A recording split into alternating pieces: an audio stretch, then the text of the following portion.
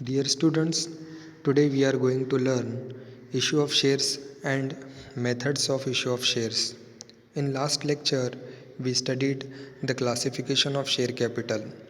How does the share capital is classified into authorized capital, issued capital, unissued capital, subscribed capital, unsubscribed capital, called up capital, uncalled up capital.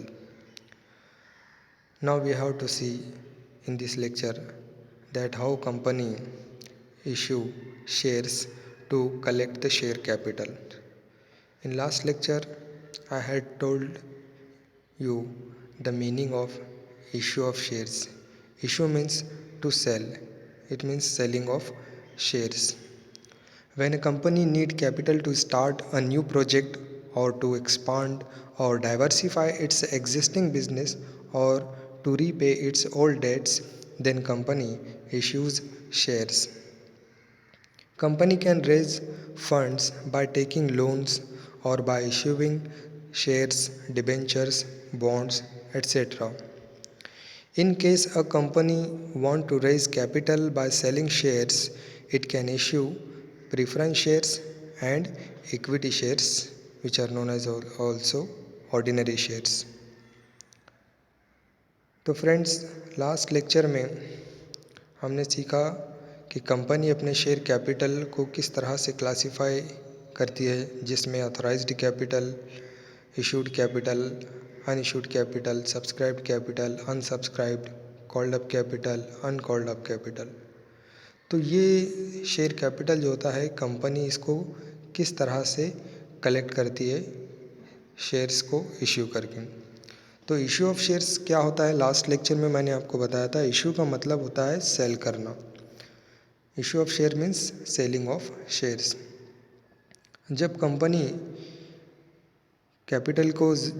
को capital की ज़रूरत होती है अपना नया project start करने के लिए, बिजनेस को एक्सपांड करने के लिए, डाइवर्सिफाई करने के लिए, तो इस वक्त कंपनी शेयर्स इशू करती है यानी सेल करती है। तो कंपनी के पास बहुत सारे सोर्सेस होते हैं कैपिटल कलेक्ट करने के। जैसे कंपनी लोन ले सकती है, शेयर्स इशू कर सकती है, डिबेंचर इशू कर सकती है और बॉन्ड्स इशू कर सकती है कैपिटल कलेक्ट करने के लिए। जब कंपनी शेयर्स सेल करके कैपिटल कलेक्ट करती है तो उस वक्त कंपनी दो टाइप के शेयर्स इशू करती है यानी सेल करती है, जिसमें प्रेफरेंस शेयर्स और इक्विटी शेयर्स होते हैं। इक्विटी शेयर्स को ऑर्डिनरी शेयर्स भी कहा जाता है। Now let's see what are the methods of issue of shares. How does the company issues shares? First of all we will see the first method, that is public offer. You are seeing on the screen the chart methods of issue of shares. So there are total 4 methods: public offer, second existing equity shareholders, third existing employees, fourth private placement. First of all we will see the public offer. Public offer is divided into IPO and FPO. Public issue or public offer of shares. Public issue or offer means offering the shares to the public. This is the most common method used by company. The company invites the public to subscribe for its shares by issuing prospectus. तो methods of issue of shares में हमको देखना है कि company कौन कौन से methods का इस्तेमाल करती है शेयर्स को इशू करने के लिए। तो टोटल यहाँ पर 4 मेथड बताए गए हैं इशू ऑफ शेयर्स के, जिसमें पब्लिक ऑफ़र है, एग्जिस्टिंग इक्विटी शेयर होल्डर्स है, एग्जिस्टिंग एम्प्लॉयज़ है और प्राइवेट प्लेसमेंट है। तो सबसे पहले हम देखते हैं कि पब्लिक ऑफ़र, जिसको पब्लिक इशू भी कहा जाता है। अब पब्लिक ऑफ़र और पब्लिक इशू किसे कहते हैं? पब्लिक इशू और पब्लिक ऑफ़र का मतलब होता है जब कंपनी अपने शेयर्स पब्लिक को बेचती है, सेल करती है, तो इसको पब्लिक ऑफ़र या पब्लिक इशू कहा जाता है। और ये हर कंपनी का एक जो है कॉमन मेथड है शेयर्स इशू करने का, जिसमें कंपनी पब्लिक को इनवाइट करती है शेयर्स परचेस करने के लिए प्रॉस्पेक्टस के ज़रिए। तो प्रॉस्पेक्टस इशू किया जाता है। प्रॉस्पेक्टस किसे कहते हैं, ये हमने 11th स्टैंडर्ड में देखा है। Prospectus is an invitation to the public for purchasing the shares of company. तो प्रॉस्पेक्टस एक इन्विटेशन होता है जो पब्लिक को दिया जाता है, जिसके थ्रू पब्लिक शेयर परचेस करने के लिए कंपनी को अप्लाई कर सकती है। A company can use the two pricing methods to offer shares to the public। Company जो है शेयर्स पब्लिक को जब ऑफ़र करती है तो उस वक्त दो प्राइसिंग मेथड का इस्तेमाल करती है। यानी प्राइसिंग मेथड यानी शेयर की प्राइस किस तरह से होनी चाहिए, तो उसके दो मेथड होते हैं, उसको प्राइसिंग मेथड कहा जाता है। तो पहला प्राइसिंग मेथड हम देखते हैं, fixed price issue method. Under this method the company states in its prospectus the quantity and the price at which the shares are offered to the public। इस method में कंपनी अपने prospectus में shares की quantity और shares की price क्या है ये प्रोस्पेक्टस में मेंशन करती है जब पब्लिक को ऑफ़र करती है। The subscriber or investors are asked to pay certain portion of face value of shares or entire issue price along with the application। तो इस मेथड में सब्सक्राइबर यानी कि इन्वेस्टर को शेयर की जो फेस वैल्यू होती है उसका कुछ पार्ट, उसका कुछ पोर्शन पे करने के लिए कहा जाता है, या फिर शेयर की फेस वैल्यू की पूरी अमाउंट एप्लीकेशन के साथ पे करने के लिए कहा जाता है। अब एप्लीकेशन क्या होता है, प्रोस्पेक्टस के ज़रिए इन्वेस्टर जो है शेयर परचेस करने के लिए जब अप्लाई करता है तो उसको एप्लीकेशन फॉर्म के थ्रू अप्लाई करना होता है, उसके साथ एप्लीकेशन मनी भी पे करनी होती है।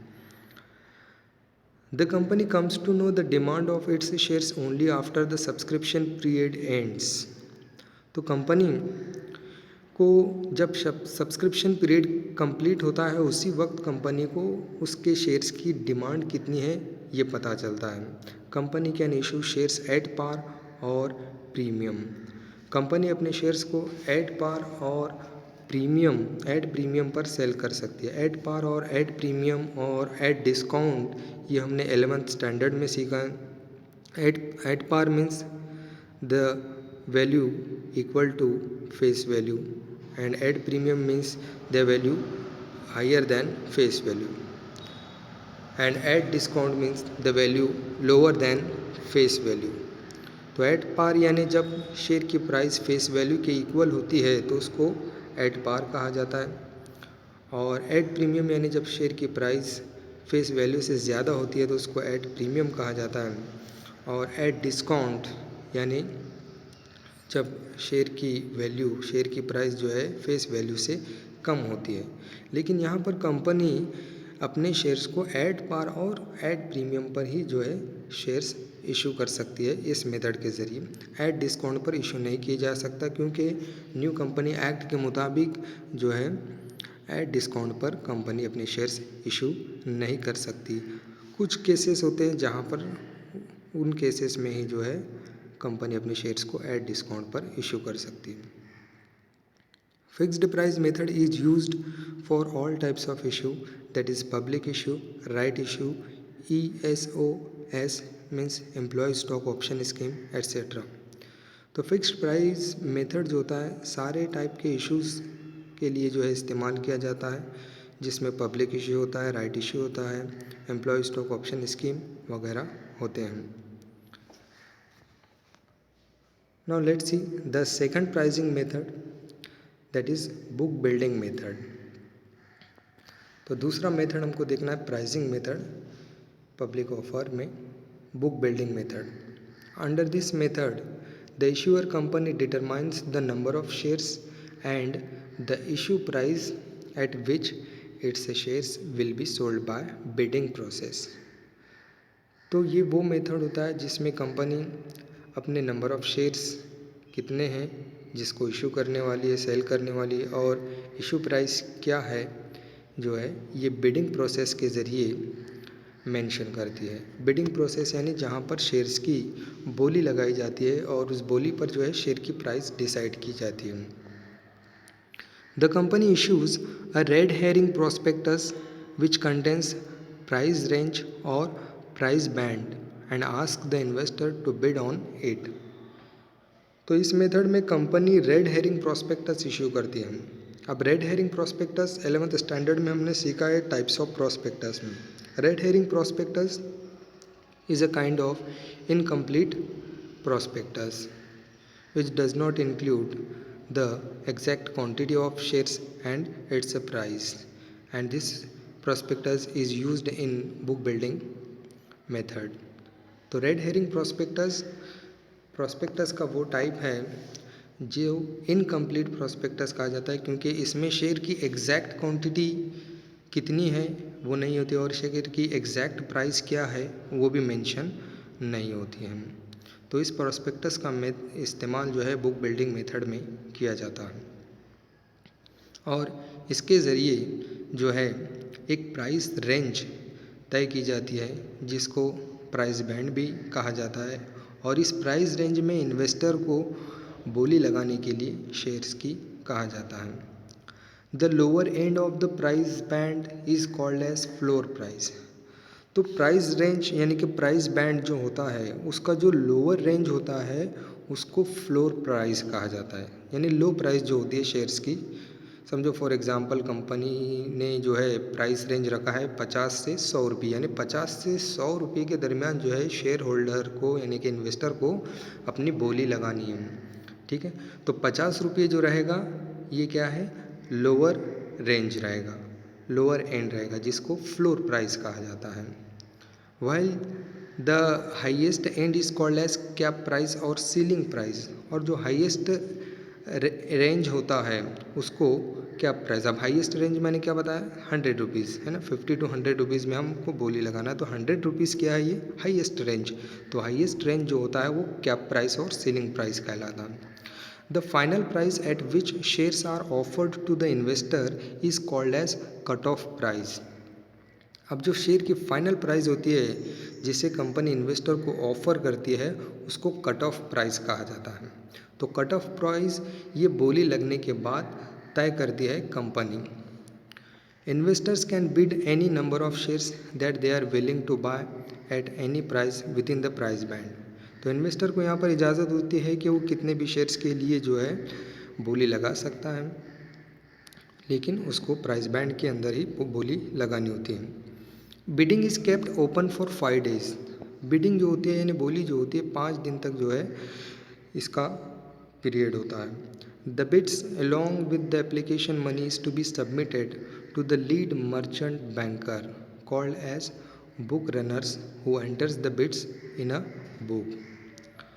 तो बिडिंग जो होती है यानी बोली जो लगाई गई जाती है वो बोली एप्लीकेशन मनी के साथ जो है लीड मर्चेंट बैंक को जो है सबमिट की जाती है, जिसको बुक बर्नर भी कहा जाता है, और वो इस बिड को अपने बुक में एंटर करता है। तो लीड मर्चेंट बैंकर जो होता है एक इंस्टीट्यूशन होती है जो इशू ऑफ शेयर्स का अरेंजमेंट करती है, जिसमें बुक बिल्डिंग मेथड का एंट्री करती है, कितनी बिडिंग हो गई है, क्या प्राइस रेंज है, हाईएस्ट बिडिंग क्या है, लोवेस्ट बिडिंग क्या है, ये सारी एंट्री जो है लीड मर्चेंट बैंकर करता है।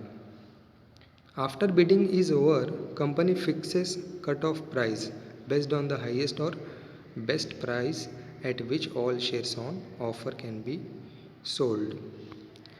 तो बिडिंग कंप्लीट होने के बाद company cut off price decide करती है। कट ऑफ प्राइस यानी शेयर की फाइनल प्राइस जो होती है, जो प्राइस रेंज में बिडिंग की गई है, तो उस प्राइस को डिसाइड कंपनी करती है, जिसको कट ऑफ प्राइस कहा जाता है। और ये price cut off price decide की जाती है हाईएस्ट प्राइस और बेस्ट प्राइस के बेसिस पर। Company issues a prospectus which contains the final price. Book building method is used for public issue that is IPO and FPO। तो उसके बाद जो है कंपनी प्रोस्पेक्टस इशू करती है जिसमें शेयर की फाइनल प्राइस जो कि कट ऑफ प्राइस है उस प्राइस को मेंशन किया जाता है, और कंपनी शेयर ऑफ़र करती है पब्लिक को यानी कि इन्वेस्टर को। तो बुक बिल्डिंग मेथड जो होता है इसका इस्तेमाल जो है पब्लिक इशू यानी IPO और FPO के लिए किया जाता है। Now we have to see the methods of public offer. So there are two methods of public offer. You are seeing in the chart public offer. There are two methods, IPO and FPO. First of all, we will see what is IPO.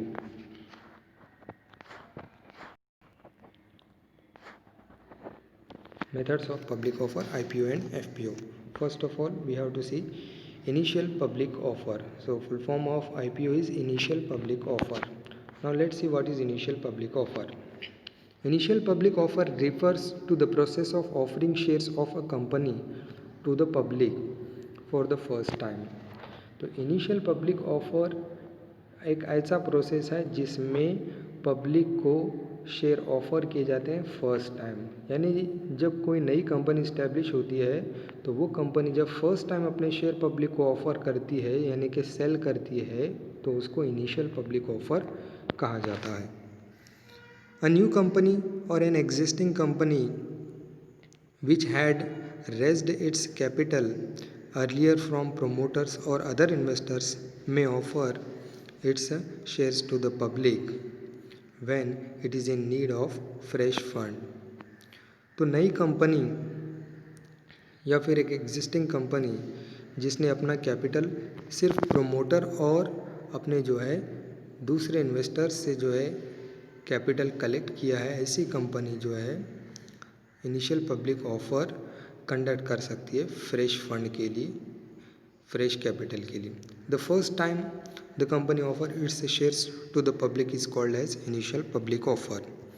तो first time जब company अपने share offer करती है तो उसी को क्या कहते हैं, initial public offer. Before IPO a company is not a listed company and its shares are privately held।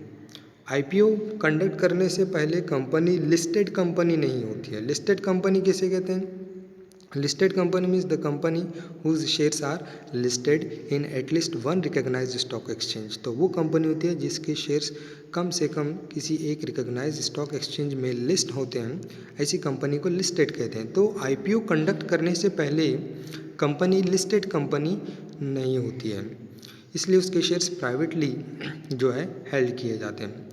But after IPO a company becomes a listed company and its shares can be bought and sold by investor in the open market। लेकिन जब company IPO conduct करती है तो उसके बाद company जो है listed company बन जाती है। यानी IPO के ज़रिए, इनिशियल पब्लिक ऑफर के ज़रिए जब कैपिटल कलेक्ट होता है तो उसके बाद कंपनी एक लिस्टेड कंपनी बन जाती है और उसके शेयर्स स्टॉक एक्सचेंज में लिस्ट किए जाते हैं, रजिस्टर्ड किए जाते हैं और उसके शेयर्स को जो है ओपन मार्केट में यानी स्टॉक एक्सचेंज में, शेयर मार्केट में उसके शेयर्स को जो है इन्वेस्टर परचेस और सेल कर सकते हैं। A company can make IPO through fixed price issue method और बुक बिल्डिंग मेथड। तो कंपनी जो है अपने शेयर्स जो है फिक्स्ड प्राइस मेथड या बुक बिल्डिंग मेथड के ज़रिए जो है इशू कर सकती है IPO में। अब उसके बाद सेकंड मेथड हमको देखना है पब्लिक ऑफर का, that is FPO। FPO means further public offer और it is also known as follow on public offer. Let's see what is further public offer. When a company issues shares to the public after an IPO, it is called as further follow-on public offer. So it is very simple.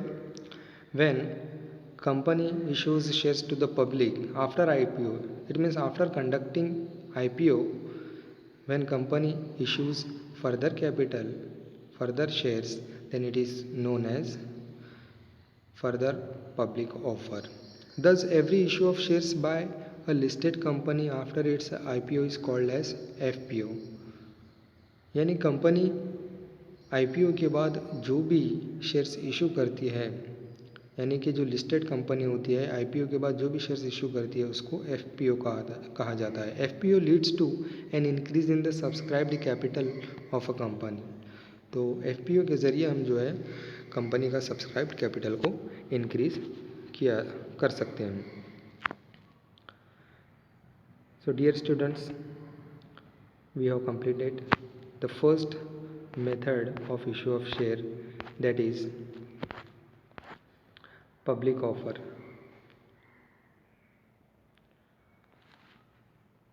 Like, share and subscribe the video. Thanks for watching.